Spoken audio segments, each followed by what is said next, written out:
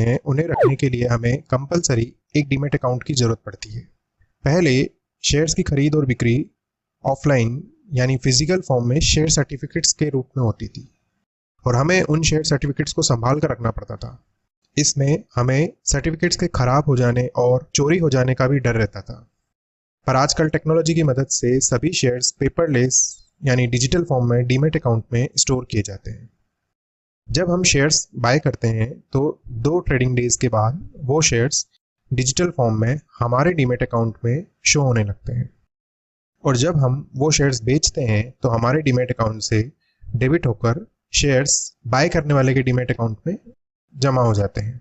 आजकल सभी buy sell orders computerise system से ऑनलाइन एग्जीक्यूट किए जाते हैं।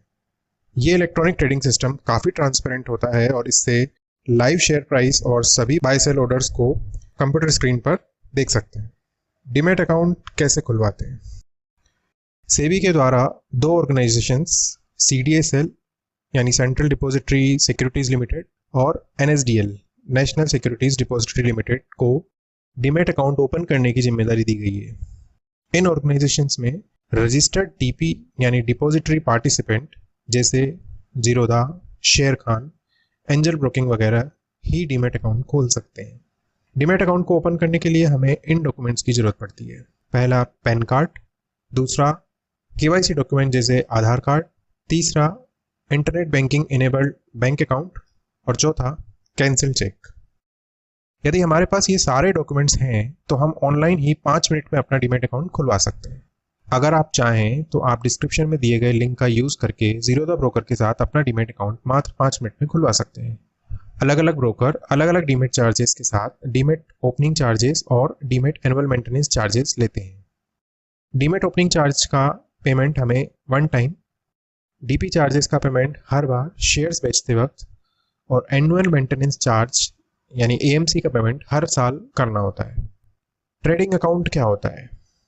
Shares, derivatives, mutual fund, ETF आदि को बाय और सेल करने के लिए हमें ट्रेडिंग अकाउंट की जरूरत होती है।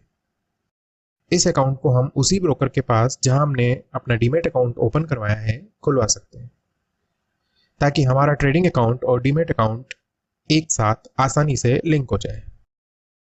इस अकाउंट में हमें ब्रोकर से एक लॉगिन ID और पासवर्ड मिलता है जिसकी मदद से हम ब्रोकर की वेबसाइट या एप्लीकेशन को यूज करके लॉगिन करते हैं और शेयर्स को बाय और सेल कर सकते हैं। हम इंटरनेट बैंकिंग का यूज करके ट्रेडिंग अकाउंट्स में शेयर्स खरीदने के लिए पेमेंट ऐड करते हैं और फिर ट्रेडिंग अकाउंट का यूज करके शेयर्स बाय करते हैं। बाय किए हुए शेयर्स फिर 2 ट्रेडिंग डेज के बाद हमारे डीमैट अकाउंट में डिजिटल फॉर्म में क्रेडिट हो जाते हैं। स्टॉक ब्रोकर किसे कहते हैं? हम लोग स्टॉक एक्सचेंज NSE या BSE में डायरेक्ट शेयर्स को बाय या सेल नहीं कर सकते हैं, इसलिए हमें स्टॉक ब्रोकर की जरूरत होती है। स्टॉक ब्रोकर स्टॉक एक्सचेंज के ऑथराइज्ड मेंबर होते हैं जैसे Zerodha, angel broking, Upstox etcetera, जिनके थ्रू ही स्टॉक एक्सचेंज से शेयर्स को बाय या सेल का ऑर्डर स्टॉक एक्सचेंज तक जाकर एग्जीक्यूट होता है। इसके लिए वे अपने क्लाइंट से कमीशन चार्ज करते हैं जिसे ब्रोकरेज कहते हैं। हम शेयर्स को बाय और सेल करने के लिए जरूरी डीमैट अकाउंट और ट्रेडिंग अकाउंट स्टॉक ब्रोकर के यहीं ओपन करवाते हैं। स्टॉक ब्रोकर्स 3 तरह के होते हैं। पहला फुल सर्विस ब्रोकर्स जैसे कि शेर खान, मोतीलाल ओसवाल एक्सेट्रा। ये ब्रोकर्स अपने क्लाइंट्स को फुल सर्विस देते हैं जैसे stock advisory, margin money, investment, IPO, portfolio management, offline account opening, better customer service etcetera. और इनके ऑफिस ब्रांचेस भी काफ़ी शहरों में होती हैं। ये स्टॉक ब्रोकर के चार्जेस थोड़े से ज़्यादा होते हैं।